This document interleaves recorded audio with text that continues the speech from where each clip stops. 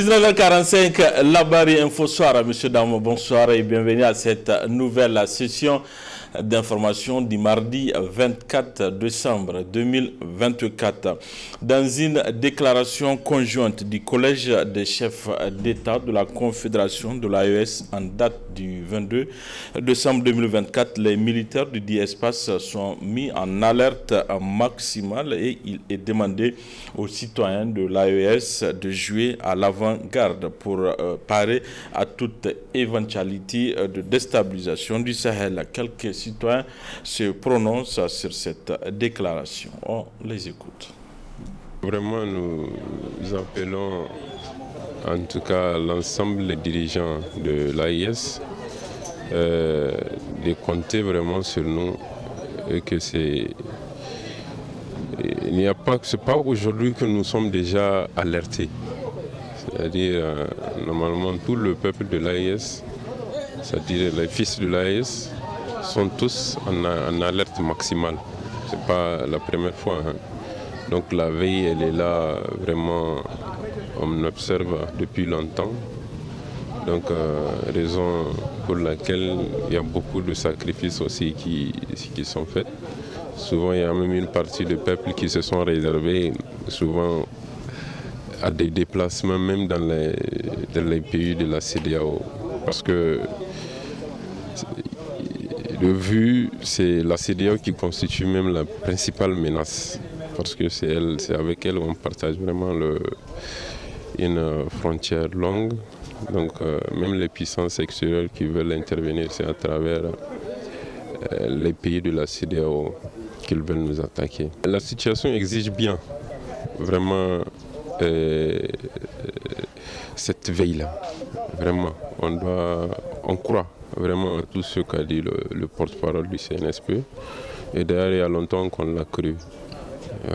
Vraiment, on comprend que vraiment il y a une attaque. Il y aura, on ne sait jamais, hein, une attaque, c'est-à-dire imminente. Mais la manière par laquelle il compte attaquer, donc c'est là que nous, peuple, nous ignorons. Mais eux qui sont les dirigeants savent vraiment les mécanismes par lesquels, ou bien les voies, les canaux par lesquels les puissances extérieures veulent intervenir. La situation qui a fait appel au chef d'État de l'AES, elle est très capitale, elle est très importante parce que au vu de la situation d'insécurité qui est en cours et puis la menace de nos camarades pays membres de la CEDEAO et leurs mentors. Et c'est ce qui fait que vraiment ça nécessite la mobilisation de tous les citoyens de l'AES pour sauvegarder leur patrie. Ce que nous attendons, en réalité, c'est ça même en réalité qu'ils ont dit. Puisque ce qui est sûr, la France a toujours comploté, mais cette fois-ci, là où ça fait mal, c'est que c'est avec un pays frontalier, un pays ami et frère que le Nigeria. C'est ça en réalité qui nous a fait mal. Mais sinon, c'est-à-dire les manœuvres de la France, c'est vraiment sans surprise. Parce que nous savons très bien que la France là ne va jamais laisser les pays de l'AES en paix. Puisque l'économie française même tourne autour de ces trois pays. Donc aujourd'hui, vouloir déstabiliser vraiment ces trois pays, comment on appelle, à travers un autre pays voisin, c'est ça en réalité qui nous fait mal. Sinon, au lieu que, comment on appelle, ces pays-là nous aident à sortir du joug colonial, ils sont en train de comploter pour nous anéantir, ou ils sont en train de comploter pour nous empêcher comment on appelle, à aller aller loin, à quitter ce joug colonial que la France et ses amis nous ont imposé depuis fort longtemps. Donc vraiment notre indignation, c'est vraiment à l'endroit vraiment de ces pays frères et amis qui sont en train de vouloir aider la France pour déstabiliser l'AES. Je pense que la déclaration du chef d'État de l'AES, c'est une déclaration qui est vraiment souhaitée et qu'on doit toujours rester en veille. Oui, on doit rester en veille parce qu'on est menacé de tous les côtés et il nous faut une sécurité. On doit être en sécurité pour exercer nos activités, pour être en paix. Voilà, toujours par rapport à cette situation de déstabilisation des pays membres de l'AES, la rédaction de la Bari a tendu son micro à Oustaz Moustapha Amadou. Il donne ses appréciations. On l'écoute. Le Niger aujourd'hui, il est plus que menacé. Il est menacé par des frères musulmans qui sont malheureusement métamorphosés parce que le prophète sallallahu alayhi wa sallam a dit dans un hadith authentique, Man tashabbaha biqawmin fahuwa minhum. Quiconque imite les mécréants, les ennemis, eh bien, il est compté parmi eux là-bas jusqu'à ce qu'ils repentissent. Donc vous voyez, nous sommes avec des frères qui se disent musulmans, mais qui planifient un certain nombre des actions, qu'ils sachent que leur œuvre est vouée à l'échec. Et l'attitude qu'un musulman devrait adopter face à ce genre de choses-là, c'est l'unité, c'est la prière. La prière est l'arme la plus redoutable. Donc aujourd'hui, la prière que nous avons déjà adoptée depuis longtemps a donné ses preuves. Et effectivement, Allah a dit vrai lorsqu'il disait que فإذا سألك عبادي عني فإني قريب أجيب دعوة الداعي إذا دعاني. Donc ici Allah a dit que si mes serviteurs te demandent où se trouve Allah, où se trouve le secours, dites-leur que je suis à côté. Je réponds à toute sollicitation, à toute prière d'un serviteur s'il me demande. Donc nous le demandons. Aujourd'hui, ce qui nous reste, c'est l'unité dans l'action. Tous les musulmans devraient savoir qu'on devrait se battre.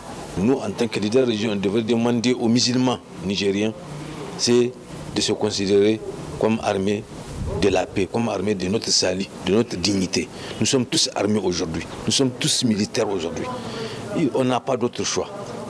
Et par rapport à ça, nous devrons nous aligner dans l'ordre. Le prophète sallallahu alayhi wa sallam a dit que Rajulani Tawa'amani, des hommes sont des jumeaux de la gestion de la cité, de la gestion de la communauté. L'autorité suprême, n'est-ce pas? Et maintenant, les leaders religieux, nous sommes des responsables qui ont aujourd'hui la charge de diriger les bataillons des musulmans nigériens. Et on ne peut pas éviter quoi que ce soit. Aujourd'hui, nous sommes exposés de notre dignité. Donc on n'a pas d'autre choix. Aujourd'hui, je crois que la situation est claire. La dernière doua que je vais conseiller aux musulmans du Niger de dire, le long de leur vie, si chacun peut faire ça 1000 fois, vous allez voir qu'aujourd'hui, ces gens-là seront effacés. C'est une sourate que Allah subhanahu wa ta'ala a dit, Rabbi arsal alayhim terran ababil, tarmihim bihijarat min sijil. Le bureau exécutif de la CNT a animé ce matin un point de presse au siège de la dite centrale syndicale. Il s'est agi de se prononcer sur la vie de la nation et la lutte syndicale dans le contexte actuel du pays. Le résumé de cette déclaration, c'est avec Adam Soumana et Ibrahim Abdou. Interpeller une fois de plus le président du CNSP, le gouvernement, afin que puisse redresser, qu'on puisse recadrer, qu'on puisse corriger les erreurs qui sont en train d'être commises par certains qui sont autour du CNSP. Il ne faut pas qu'on nous mette dans les mêmes erreurs commises par le passé. Le ton est ainsi donné pour cette sortie médiatique du bureau exécutif de la Confédération nigérienne du travail élargie aux représentants des syndicats affiliés à travers ce cadre. Une sortie pour se pencher sur des questions portant sur la vie syndicale dans le contexte actuel du pays, mais aussi et surtout sur la vie de la nation. Ainsi, le premier responsable de la CNT s'est de prime abord appesanti sur le dernier message à la nation du chef de l'État. Nous avons constaté qu'il y avait des attentes des travailleurs et du peuple de manière générale qui n'avaient pas apparu dans le message à la nation du président. Notamment la question sur la tenue du dialogue inclusif qui pourrait nous permettre de faire cette réconciliation entre les Nigériens, mais aussi créer cette cohésion sociale entre les Nigériens. Nous avions également relevé que la mise en place des organes de la transition n'était pas également dans le message à la nation du président de la République, le chef de l'État. Nous avions également voulu avoir un peu plus de motivation, voir dans le message les passages qui vont réconforter le peuple, qui vont soulager les souffrances de ce même peuple-là. Nous avons également attendu qu'on nous parle des détournements des deniers publics. Ici, la CNT voudrait rappeler quand même qu'il y a eu des cas de détournement. Des détournements avérés, reconnus par les auteurs.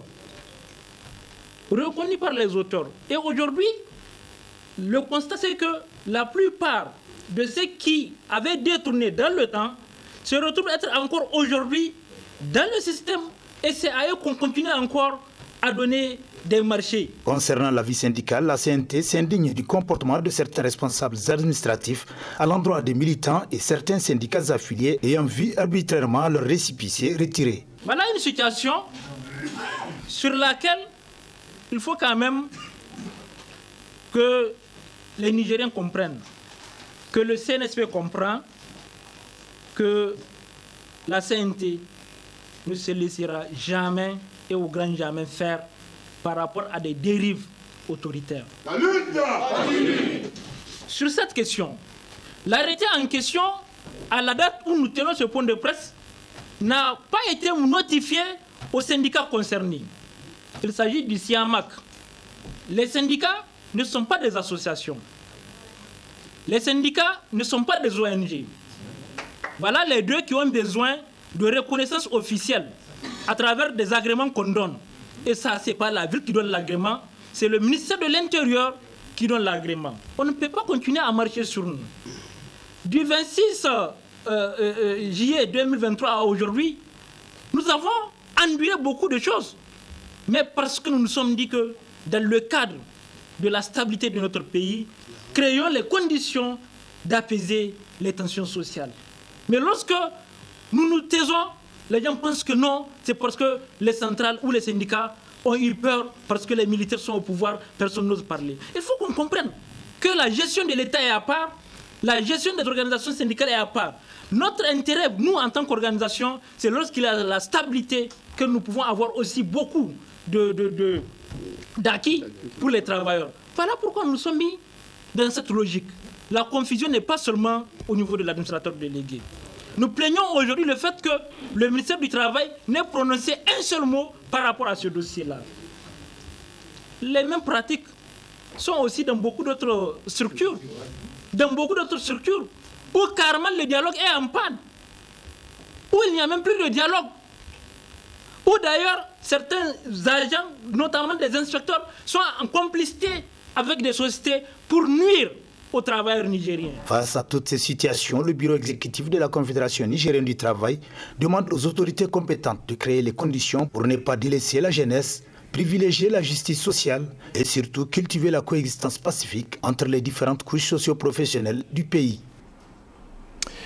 45e édition COCOA, voyons le résumé de la journée de ce mardi 24 décembre qui a régalé les supporters avec les étudiants de l'ESCOM.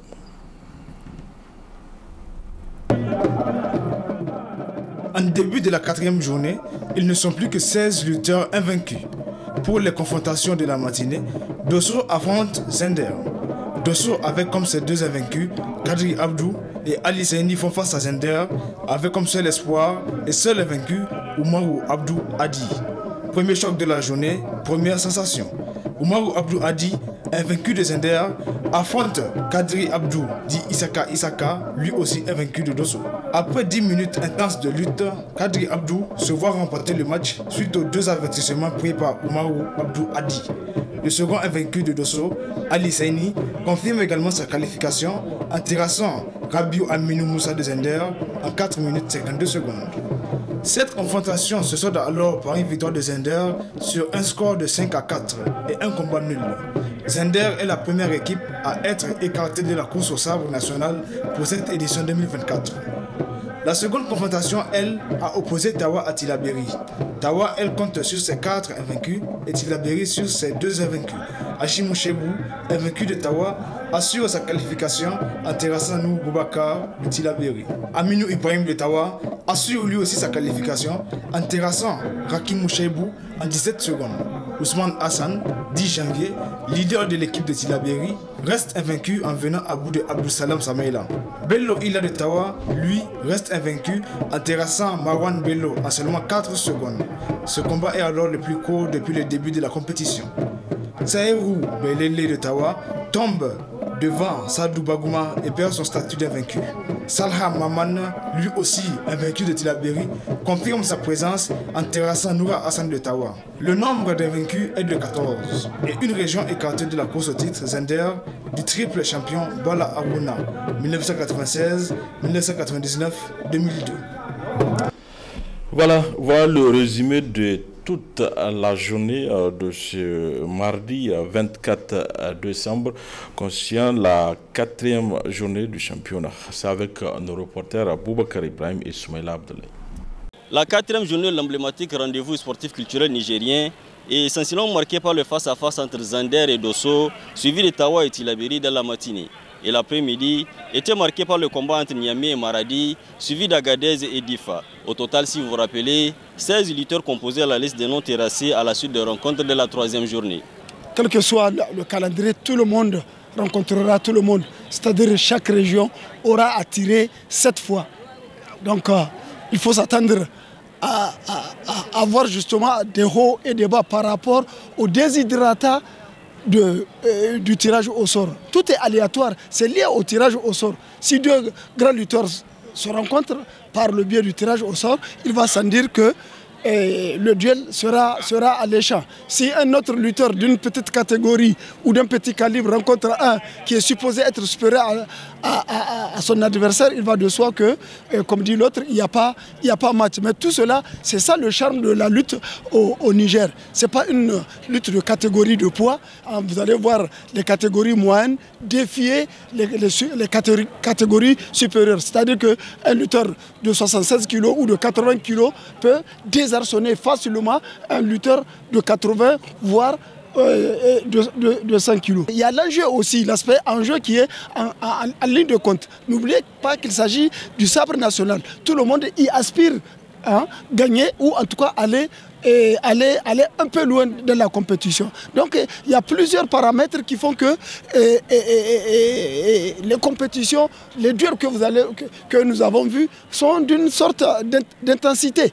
Quel que soit, même en étant terrassé, il y a des bonus qui sont accordés aux lutteurs qui peuvent encore. Et il y a aussi cet aspect de palmarès. Tu vas dire qu'à l'issue de la 45e édition qui s'est déroulée à Dosso, moi j'ai été terrassé une fois. Ça entre dans le palmarès technique des lutteurs. Et vous avez vu, à un moment donné, on est allé maintenant, après 4 journées, sur 80 lutteurs, il ne reste que 14. L'issue des rencontres de la 4e journée a enregistré la chute de seulement 2 lutteurs, dont Sahirou Bailele de Tawa et Omoro Abdou Hadi, qui était jusqu'à aujourd'hui les seuls lutteurs encore debout pour la région des Anders. Le centre technique national de la Fédération nigérienne de la FENIFOOT a été visité cet après-midi par le ministre malien de la Jeunesse et du Sport, accompagné de son homologue nigérien. Le résumé de cette visite, c'est avec Ismaël Moumouni et Chebou Guissou. Centre de référence en Afrique, le Centre technique national de la Fédération nigérienne de football a reçu la visite du ministre malien de la Jeunesse et du Sport. Après avoir visité tous les coins et recoins de ce centre technique, le ministre malien s'est dit satisfait. Je retiens un centre qui est très bien fait, qui est magnifique, qui est là à la disposition des différents joueurs. Et je pense qu'avec ça, il y a beaucoup d'opportunités pour pouvoir remonter davantage la qualité et la formation des joueurs. Au-delà de cela, j'ai également vu dans la tournée qu'il y a des équipements qui sont là, ultra modernes et qui permettent aujourd'hui d'entretenir les gazons, parce que ça c'est un casse-tête que beaucoup ont. Combien de fois il faut jouer sur le gazon, combien de temps ça doit rester. Et je pense qu'il y a aujourd'hui une expérimentation qui est en cours, qui est faite par la fédération nigérienne. Le président est en train d'expérimenter cela avec l'appui du département. Et cela est très intéressant pour nous parce qu'il y a aussi les bonnes pratiques à prendre. Et ils ont trouvé un gazon qui pourrait, avec le temps où on pourrait jouer peut-être 10 fois carrément, ce qui est quasiment impossible aujourd'hui avec les gazons que nous avons. Donc ça, je pense qu'avec cette expérience-là, ça pourrait révolutionner déjà. Au-delà de cela, les différents partenariats qu'ils ont eus, c'est vrai qu'il y a eu un financement FIFA, il y a l'État qui a appuyé, mais il y a d'autres partenaires, d'autres pays qui ont également investi et à travers cela, il y a une certaine ingéniosité par rapport à l'arrosage. Donc ça, c'est quelque chose que nous retenons, un arrosage mobile qui reviendrait un peu moins cher que les autres types d'arrosage que nous connaissons et que nous faisons dans nos espaces de sport, et surtout au niveau des stades. Au-delà de cela, je retiens l'hôtel. Vraiment un bel hôtel, vraiment bien fait. Je pense que cela peut être très très utile pour déjà les équipes nationales. Il y a un endroit où ils peuvent abriter. Mais au-delà également, cet hôtel est géré à travers la fédération nigérienne de football où d'autres gens peuvent également venir habiter. Vous savez, chez nous, nous parlons beaucoup de rentabilisation des infrastructures sportives. Et je pense que ça, c'est une dynamique qui est déjà enclenchée ici par la fédération.